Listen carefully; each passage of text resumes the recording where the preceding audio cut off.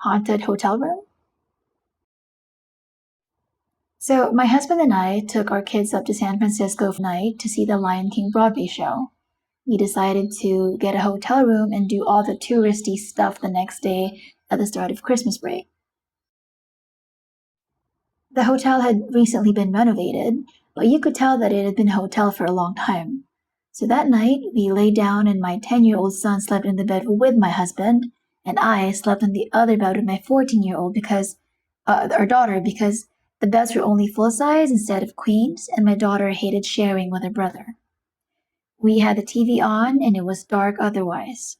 I'm laying there, and I look over by the windows, and there's a figure standing there, my son's size.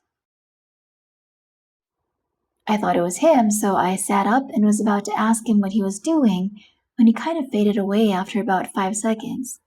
My mind was like, what the? So I said, "Where's Ethan?" And my husband mumbled, "He's in bed, already asleep." So I laid back down and I kept going over what I had seen. I couldn't really make out facial details. The color was off too, almost like faded.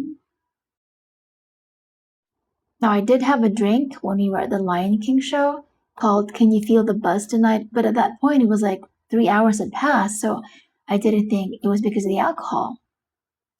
I've been kind of thinking about what had happened the past couple of weeks, and I tried looking up if the hotel was haunted, but I hadn't found anything.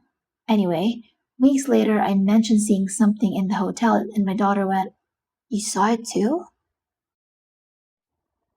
I asked her to describe what she saw, and she said it was my son's height and couldn't see a face and was standing by the windows, and then it also faded away.